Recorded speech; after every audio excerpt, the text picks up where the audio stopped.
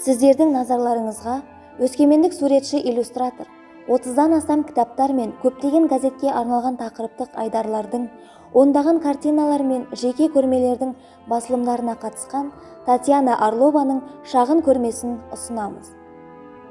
Кез келген мәтін, мейлі ол поэзия болсын, мейлі публицистикалық материал болсын, мәнерлі суретпен сүйемелденсе, ерекше мәнге ие болатыны сөзсіз. Мұны басып шығарылған кітаптардың ақын жазушылары өте жақсы түсінеді. Авторлар үшін нәзік сезімді суретшіге тап болу үлкен сәттілік.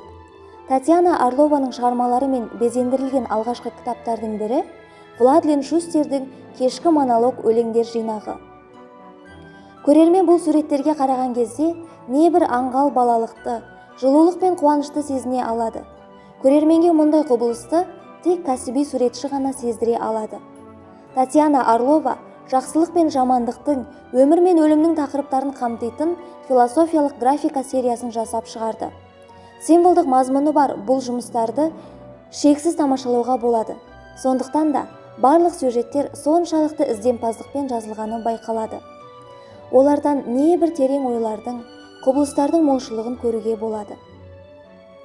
Бұл автордың туындылары жарқын, мәнерлі, сазды болғандықтан, тіпті ақпараттағы түстердің молшылығы мен жарықтың ойнауы, қара штрихтар, сызықтар, барлығы кеңістіктің тереңдігін, сиқырлы сәттің толқуын көрсеткендей.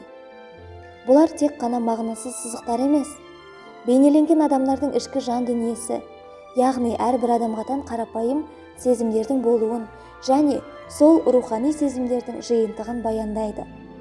Бізге беріліп отырған бұл көрме әйел адамға тән жылулық пен нәзіктікке толы. Татьяна Филипповнамен жақын таныс адамдар оны өте ұяң, тыныш, тұйық адам ретінде таниды. Десе де ол өз туындыларын өте ашық, айқын жеткізе біледі. Пастель, акварель, темпер, майлы бояулардың мергендігі мен үйлесім тапқан бұл кісінің туындысындағы қарапайым гүл шоғы таңғаларлық туындыға айналдырылғандықтан көзіңізді алу мүмкін емес. Орлова Татьяна мамандығы бойынша сәулетші болғандықтан, суреттердегі сызықтардың мінсіз айқындылығы бірден кәсіпқой маман екенін аңғартады. Әркез ізденісте жүргендіктен автор гратографияны, сондай-ақ пастельді, майлы, акварель монотопияны меңгеріп қана қоймай, витражды бояулар мен айна мен шыныға сурет салуды, тақтайшаларды акрильмен безендіруді де үйренген.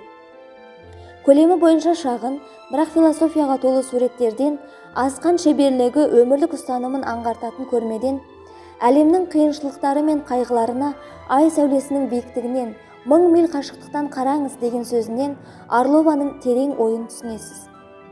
Суретшінің туындыларын тамашалаған кезде жарық, таңғажайып бөлек әлемге тап болғандайсыз. Сондықтан бұндай туындыларды салған адам өзінің мейірімділігімен, жылулығымен баурап алады. Бұл картиналар үлкен эстетикалық ләззат беріп қана қоймай, әдемі классикалық музыка сияқты емдей алады, дейді оның шығармашылығының жанкүйерлері. Бұлар ғаламның құпияларын ашуға көмектесетін медитациялық суреттер болып табылады.